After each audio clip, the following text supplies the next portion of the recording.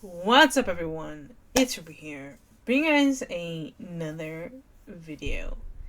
So today, I want to do something that I haven't done yet, for some reason. I don't actually know why. I thought I had already done it, but I just never did it yet. But we're gonna be doing a deep dive, full length review for Baldur's Gate 3. Now, normally I do like the first impression review where after I finish a game, I do like my thoughts on it, my things, and I have done that in the past, but this time I didn't do that. I think I kind of just forgot about it, and because we had jumped right into the second playthrough and so on. And from there, the game has just grown and grown, and I've gotten a lot of more hours into it, and I'm much more experienced in the game now than I was at the start. So at the time of this recording, I have 243 hours in the game. And yes, I have done multiple playthroughs. I know some people are 243 hours in the game and are still on Act 1. But I am not that person.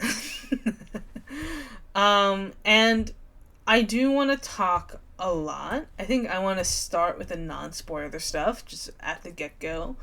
And then we'll delve into spoilers, but I'll give a warning when we do that.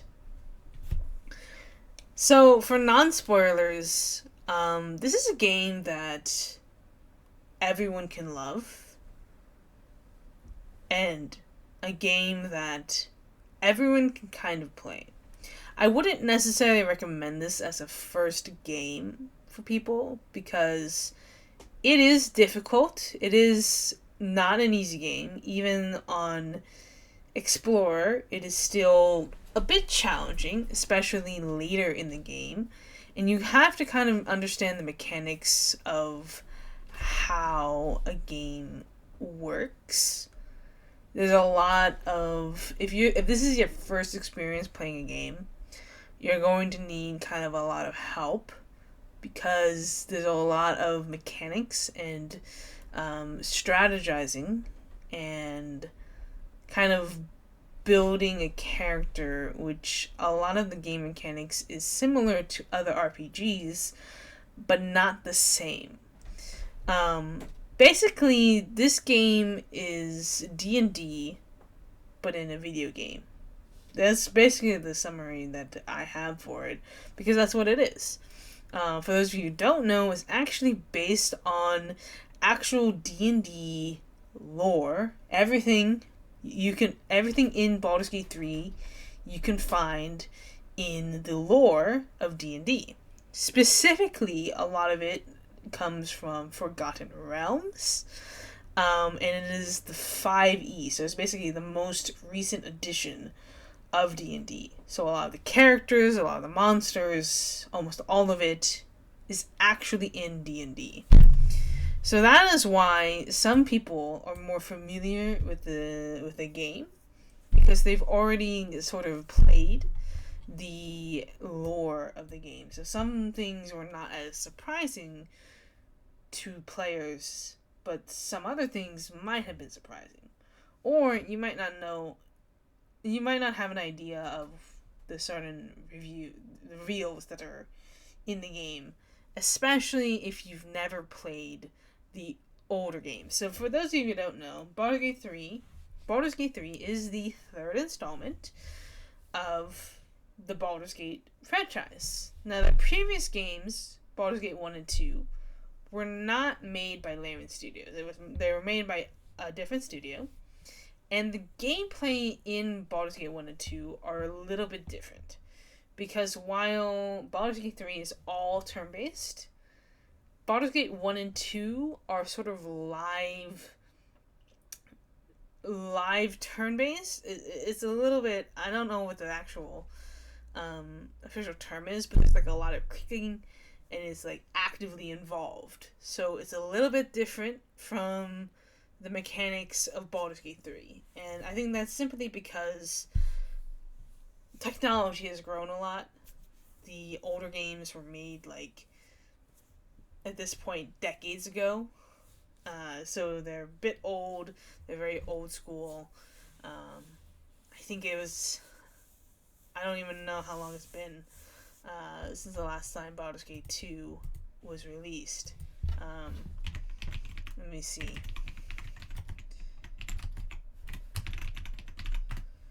Baldur's Gate 2 was officially released in 2000. I think that's Shadow of Am. So, yeah, so in 2000. So it's, wow. It is 23 years old. 23 years old. So, suffice to say, it's an old game. Yeah, it's Baldur's Gate 2. Now, you don't have to play the older games in order to enjoy Baldur's Gate 3. However, I do kind of recommend looking at the story of Baldur's Gate 1 and 2. Not necessarily playing it, but looking at the story of it. Because there are some things in Baldur's Gate 3 that will be appreciated more once you've actually know about who these people are. Because there's some reveals and secrets and Easter eggs and references that directly reference Baldur's Gate 1 and 2. Now, other than that, you don't need to know. You don't need to know anything about this game. Like, other than those, like, small little things, small little details that you'll only really understand if you've played the previous games. Other than that, it's an open world. It's fresh slate. None of these characters, none of the main characters are anyone that you're supposed to know. Like, you're not really, this is your first impression of these characters, for the most part. Now, if this is your first experience playing a game or playing an open world RPG or playing this type of game, it's going to be a lot. It's going to feel a lot. And I recommend taking your time. Like, if it takes you 5 years to complete the game for the first time, that's okay. Because the thing is, you do kind of, it encourages, and D&D in general, encourages the player to explore the game. To take your time, see every inch of the game. Because the more you see, the more you level up, the more you grow, and a lot easier time you'll have with Act 2 and Act 3. And that goes for each area of the game. So when you exit Act 1, you'll be brought into Act 2, and you'll be brought into a whole new area. And so you'll definitely want to explore that whole area. There's a lot that can be missed by simply just, I missed a lot. There's a lot of content that is easily missable, which is great in a way because it encourages other playthroughs of the game to really experience the whole game. Like, I'm still finding new things even after everything, and I think it's really important to be able to do this. There's not a whole lot of games where your consequences really do have an impact on the story. And in fact, you can make so many different choices to get to the end of the game, to the point where there are like hundreds of endings, hundreds of outcomes. Now, technically, it kind of works in a funnel, where there are kind of variants that will change the ending of the game. I don't know how many are actually distinct endings, because it depends on whether or not you're playing the Dark Urge or you're playing the regular Tab Adventurer. For those of you who don't know, there is a Dark Urge option, which is basically another customizable character that adds more interesting aspects to the game. It's kind of like a bonus story if you're playing Dark Urge, and I definitely don't recommend playing Dark Urge as your first playthrough, because it kind of relies on you knowing what is different about this playthrough than what it is different about from the other playthrough. So I would recommend, if you're gonna do Dark Urge, do it the second playthrough or the third playthrough. Don't do it the first playthrough, because there's going to be a lot of different changes that you're not going to expect, and you might be a little bit unprepared for everything that happens to you. So, in general, actually, I should say this. Baldur's Gate 3 is going to easily become my most played game. My most played game right now, for those of you who don't know, is Skyrim.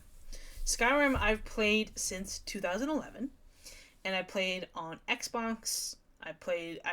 It's my most bought game as well. I've bought Skyrim so many times because I started on Xbox 360. I then moved to PC buying the Legendary Edition. I then upgraded to the Special Edition, but then I bought Special Edition on Xbox One, and then but then I later bought the Anniversary Edition for Skyrim. So with Skyrim, my cumulative hours are, over 1,000 hours. Over 1,000 hours in the game. And it's split between Skyrim Special Edition and the Legendary Edition. So I don't really actually know how many hours I have, but I think at the very, to play it safe, it's probably about 1,200 hours, I think, in total of Skyrim. Probably more than that, actually. Probably more like 1,500 hours, because, because there's a lot of hours that's not tracked through Steam, because I played it on Xbox. We're thinking 2011, it's been, how many years? It's been, it's been a while. Okay, so if it's been 12 years, I feel like it's easily, at minimum it's 1,200 hours. At minimum it's 1,200 hours. So let's use 1,200 as the ballpark for what I need to do in order for Baldur's Gate 3 to become the number one game. Now, it is at 243 already, so we're already almost at 300 hours. And I know that I'm going to be coming back to Baldur's Gate 3 a lot. For Baldur's Gate 3 to become the main game of the channel, the main game, the only game that I'm playing right now, I am bringing back the other games. But for Baldur's Gate 3 to be the only game that I'm playing for a while, when did this game come out? And how long have I been playing? Yeah, so it's been a while. So it's gonna easily become to suffice to say, for Baldur's Gate 3 to become the most played game, that's an impressive feat. Because when that day comes, that'll be really impressive, because I know it will come. I just know it, because there's not a lot of games that impress me so much, that get me involved so much, that I've literally poured all my life into it. Okay, for Mass Effect Legendary Edition, it's 500 hours. I think Skyrim and Mass Effect are probably neck and neck with each other, because if Skyrim is 1,200 hours, Mass Effect at least has 1,000 hours, because I played it as, again, one of those games where I've played it on multiple platforms, multiple times, especially Mass Effect 2. So I would be safe to say that in order for Baldur's Gate 3 to become number 2, to beat Mass Effect, it would have to have 1,000 hours, and I think we'll easily get there just by time alone. And I do eventually want to get all of the achievements for Baldur's Gate 3. I'm sort of working through Tactician slowly. But yeah, Baldur's Gate 3 is an amazing experience, and it is a 10 out of 10 game. I think it will become a 10 out of 10 game very easily. I feel like it's already there. But they're continuing to update the game for free, regularly, every month, to the point where I'm not even playing with mods, because I don't want to have to put down the game and wait. So, right now, Baldur's Gate 3 is probably one of my favorite games of all time. I mean, for it to be up there with Skyrim, Mass Effect, and like, it's number 3 at least. Maybe I don't know. It's very difficult for me because both Skyrim and Mass Effect have both had a huge impact in my life, in my childhood. That I don't know if those can really be topped, but I feel like Baldur's Gate 3 is just right there. It's already made a great impact on my adult life, so I mean, it's very possible for it to be number 1 in my book. I just think for right now, I don't know exactly where it places. I should at some point do a Mass Effect, like not a Mass Effect, a game, like a top game list for me, because I think it would be kind of interesting to delve into about what my favorite games are of all time. And it's pretty obvious what they are, because those are the games I pour the most hours into. But either way, I think that's all for the non-spoiler stuff. I really want to talk about spoilers. And so that's what this next portion of the review is going to be, talking about the spoilers. So, for those of you who are still in Act 1, for those of you who have not seen the end of Act 3, for those of you who don't want any spoilers, this is your invitation to leave, because we're going to get into it, and this is probably going to be a long video, because I'm not going to talk about everything, but I am going to highlight some of my favorite parts of Baldur's Gate 3. Okay? And it's going to involve spoilers, so heads up, 7 up. Alright, let's get into it. So, let's talk about my experience playing the game, because I think that is a very important thing. My first playthrough is on YouTube. You guys can watch it. It's on my channel. It's right there. But I think what's really interesting to me is that from the get-go, I could tell that Baldur's Gate 3 was going to become a really important game for me. And the reason for that is because it's very obvious, I mean, looking at my library, that I am a huge fan of open world RPG fantasy games. Like, fantasy is my favorite genre, right next to sci-fi and realistic fiction. Like, reading, I prefer fantasy. Sci-fi, not as much, but it depends on the world and the vision of the sci-fi project. Mass Effect, definitely my favorite sci-fi project that there is. Definitely. I mean, even more than Star Wars. But, anyways, Baldur's Gate 3. Baldur's Gate 3 is everything that I've ever wanted in a video game. Skyrim, for me, is the game that made this game possible. Because, for me, I feel like Skyrim is the gateway into the really big open world RPG games that we've seen, that we love.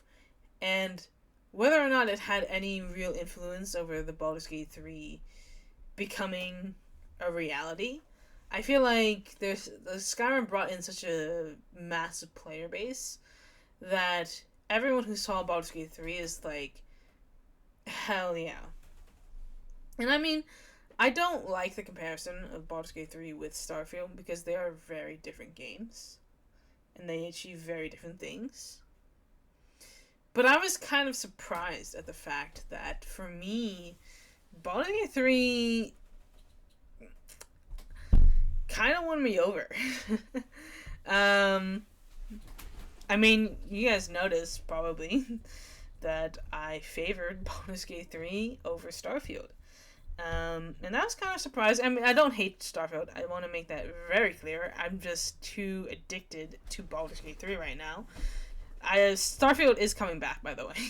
I just want to let you know I did not abandon the game. In fact, I'm actually installing it right now, because I do plan to bring Starfield back for December. But Baldur's Gate 3, the first playthrough, it meant a lot to me. The experiencing like the story and everything, and obviously we did play it on Explorer mode. I always do this. I always play it on story mode first, just get the story out of the way, and then go back and play the harder difficulties. And now I'm working my way through Tactician, which is inexperience. Tactician, I think I'm making it harder than it has to be. I actually started over with my Tactician playthrough, so I'm working my way through that. But I think the thing is with these games is that it doesn't really matter what difficulty you set it on. It's such a fun experience, and it's such a learning curve that I could talk about this for hours. But I think my first impression of the game was the most important one, because that's where we met Shadowheart for the first time, and I really gravitated towards Shadowheart the most. I felt that she was the most relatable to me. I also think because I don't know if you guys know this, but I have a type when it comes to video game romances. My first romance for Mass Effect was Miranda Lawson by accident. I didn't really realize that we were going there, but I ended up romancing Miranda because I was playing Male Shep, and I ended up being in the engineering room with Miranda Lawson. And for those of you who don't know, I actually prefer Miranda over Liara for friendship. Because I just love that romance. Anyways, I love. But yes, I do have a type, and Shadowheart was that type. But the thing is, there's something that happened in the middle of the playthrough. For those of you who might not have known, I was so committed to Shadowheart until we got to until we met the goblins, and specifically a certain drow, because Minthara is also someone that kind of meets my type, but a very different type of fictional romances, and we had a moral dilemma. Because I couldn't decide whether or not to slaughter the tieflings in order to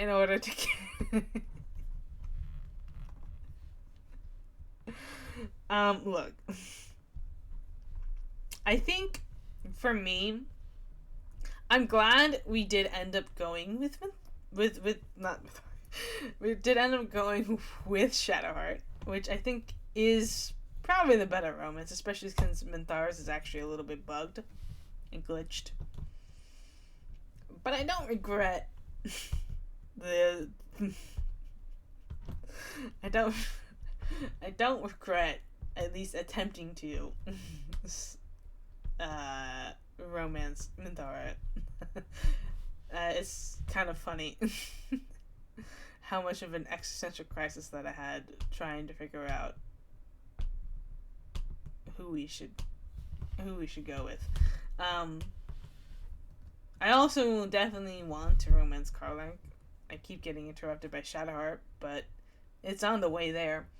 I think the thing about this game is that, and I think it has to do with the fact that every origin character has its own writer. For those who don't know, they each have a character writer.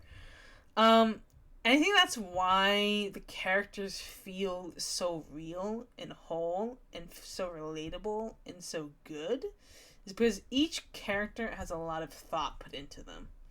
And that's not something that is common in video games. Usually you have your NPCs that are just kind of the boring template, same people.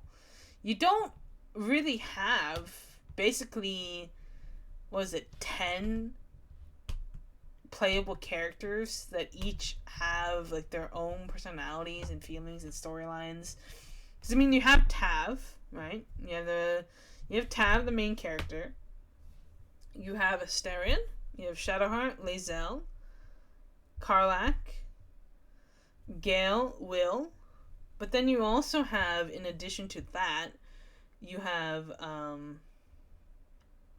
Minthara, you have Halsin, and you have Jaheira, and technically you have Minsk as well.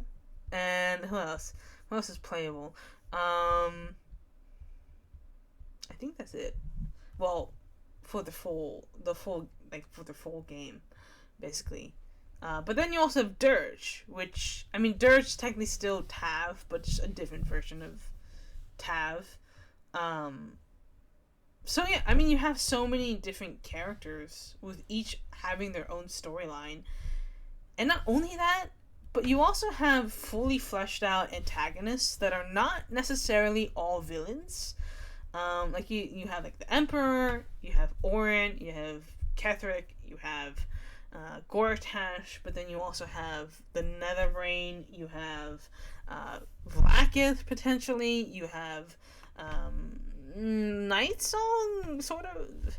Like, you have a lot of characters that their alignment is not always clear. And it's not, I think the best thing about Baldur's Gate 3 is that it's not so much good versus evil. There's not really a good versus evil. You could technically argue for both sides. And the thing is, because it's not a good versus evil storyline, I feel like, it's more of a dilemma, and choosing, like, it's more like, I feel like it's more like a moral compass, where you have your chaotic good, you have your chaotic evil, you have your lawful good, you have your lawful evil, you have your not, like, you can choose basically your alignment, and your alignment might actually change throughout the game. And I wish I could have another first playthrough, because I would love to be able to experience the game again for the first time. Because at this point, for me, I kind of, at least with Act 1, memorized the whole beginning of it. And to the fact where it's basically muscle memory at this point for me. Except on Tactician, when everything is harder. But I think the beauty of Baldur's Gate 3 is the same beauty that you have with Skyrim, is that everyone is going to have a different experience, everyone's going to make different choices, and there are no right choices. No matter what people say, there is no right choice. You could fail every single check that there is, and you could still have a wonderful experience, although maybe slightly harder because you probably have to fight a lot. But there's no such thing as failure. And I do want to do a run where there's, like, sort of the failure run, where we just go with whatever we roll. We don't reload, we don't save scum, we don't do anything like that. I do eventually want to do that. Not now, because I'm in the middle of Tactician, which I absolutely am save scumming for. But it is a beautiful experience to know when a game does not have a game over screen, so to speak, unless you're dead. It just, like, is like yes and I think that's amazing. It's an improv game, basically, because so what if your Tav dies? Now you can play as Lae'zel or Shadowheart. Like, if your Tav dies, you just play as somebody else. Like, you could literally just run the whole game without Tav, even in the party, I think. I don't know. Actually, I've never tried that. Like, what if, like, Asterion kills you and you don't resurrect yourself? Like, can you just continue playing? I don't actually know. I think it's encouraged that you do, but the thing is, because each origin character has their own narrative, I feel like you could actually pull it off. I should try that. Like, what if Tav dies? Like, Lae'zel just kills... Like, what if Lae'zel just kills Tav, right? And then you're just running around as Shadowheart? I think that would be actually kind of funny. Like... like, is that a thing? I mean, you can die in the game, so I mean, maybe. It kind of gave me an idea. To just play as Tav and then switch characters. That's like, I think that'd be hilarious. I don't know how the game would adapt to that, but I mean, I'm sure it's like if you play as a different character, it'll be fine. Because each of them have their own story. Like if you've ever like played as like Shadowheart, or if you ever like choosing a different person to play as, like their storylines, their personalities, they're all unique, and that's also amazing. It's like not only can you play as somebody else, but you can have a unique experience because of it. That's amazing. That is an amazing concept, amazing experience that you can have. Now let's talk about this Baldur's Gate 2 characters that you can meet in the game of Baldur's Gate 3. So yes, there are a lot of references to the older games. There's a lot of books, there's lore, and there's characters specifically from those games. Now, the most known one is obviously Jaheira. Jaheira is from the older games, both 1 and 2. Jaheira is one of the main characters in the game.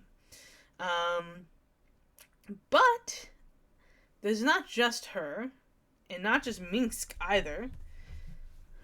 But there's a few characters that you kind of really have to have played the game, or at least know of the story, in order to understand who exactly they are.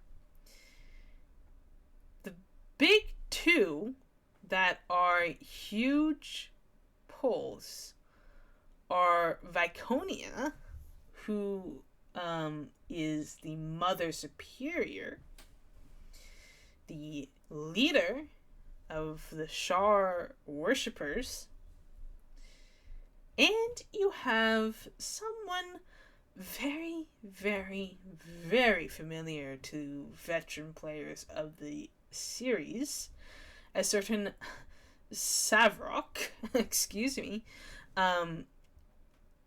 who you can find during the murder trial, the blood trial, whatever you want to call it.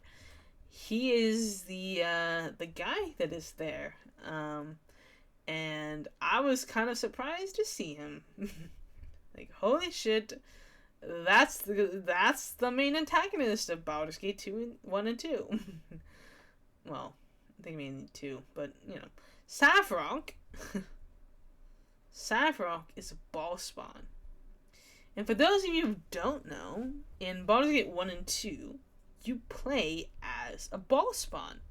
You basically play as what Dirge can be. And that is fun and amazing. And Jaheira will actually make references to that as well, to the ball spawn. So that's even more fun. But yes, there is that. And the fact that they actually included characters from Baldur's Gate 2 is kind of shows you just how much they care about this series. Because not only did they care enough to just... Because like, they could have easily just ignored it, because no one really knows about those games other than the few people that have played the older games. But the fact that they included those references for those who might have played the games in the past, I think that's really cool. I mean, they could have literally put this so far in the future that all those characters would be dead anyways. But they didn't. I mean, it's in the future enough for it to not matter anymore. But I think it's really impressive that that they took that time to, I feel like, in a way, thank the players of 1 and 2 that have stuck around for so long. I mean, 23 years, like I said.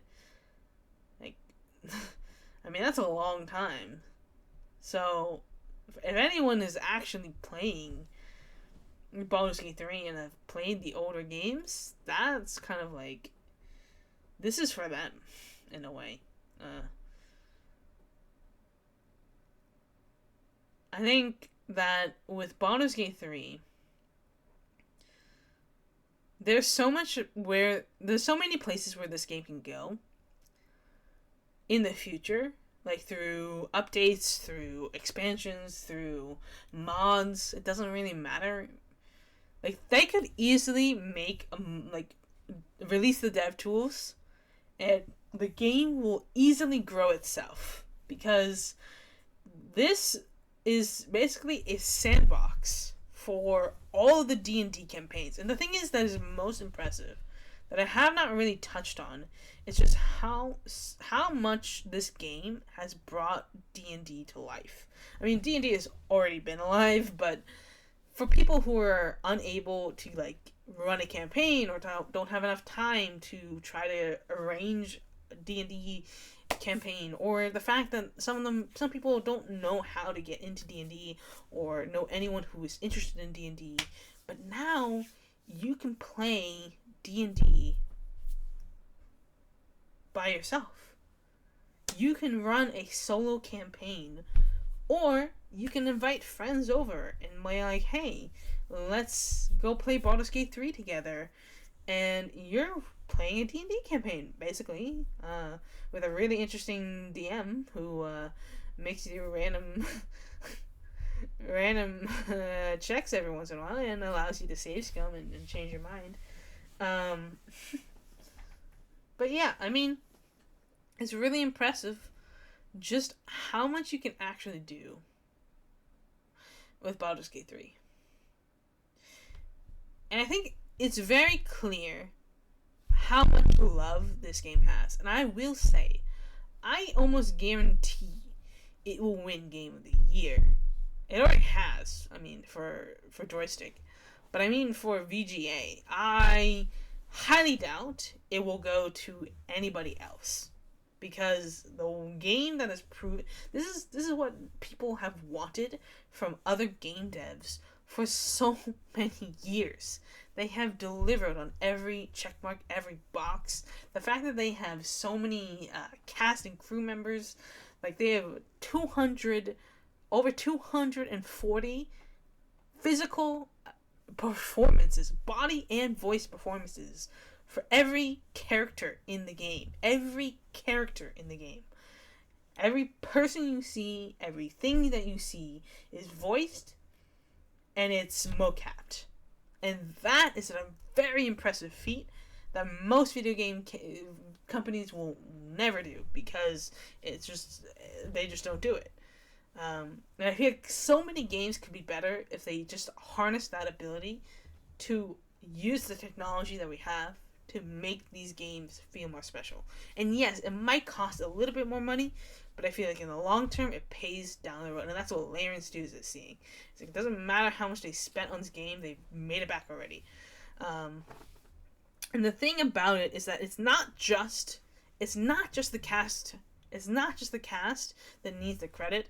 It is also the performance directors, the writers, the everyone who has worked on this game has put a tremendous love and work into this game. And it's very apparent, it's very clear, and it's amazing, because you don't see that love in so many other games, in so many other communities. I mean, most of the time you get half-released games that are not finished, and you have to pay $60 for it, only to then later pay for another like $20-$40 to actually make the game good. And that's the thing about it, is that this game has seamlessly done everything that the game community has asked for. And not only that, but they're doing it for free. They're literally updating their game for free with no one asking them to, and they're keeping it, they're polishing it. They could have easily just dumped the game, forgotten about it, and just left, and everyone would have kind of enjoyed it. But the fact that they're actively engaged in this community, on Twitter, on everything, and even within especially by just updating the game, making sure it runs smoothly, working on the Xbox release so that it gets the best release so far. It's like, This is something that every game studio should be doing, but they're not. They're not going to do it. They're scared. And in fact, this game has actually had a tremendous impact on the gaming community already, because it's making other game studios nervous, because they know that they will never live up to the expectation that Larian Studios has set.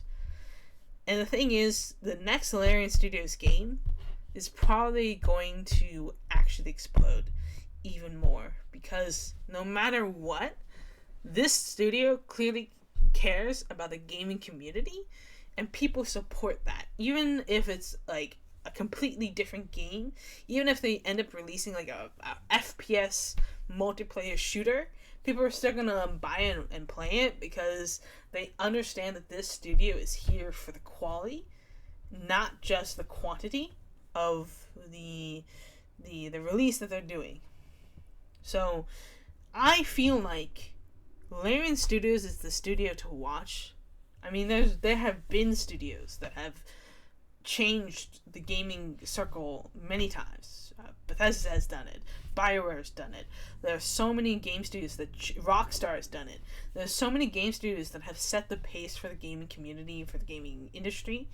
And I feel like Larian Studios is the next one to change the game industry forever.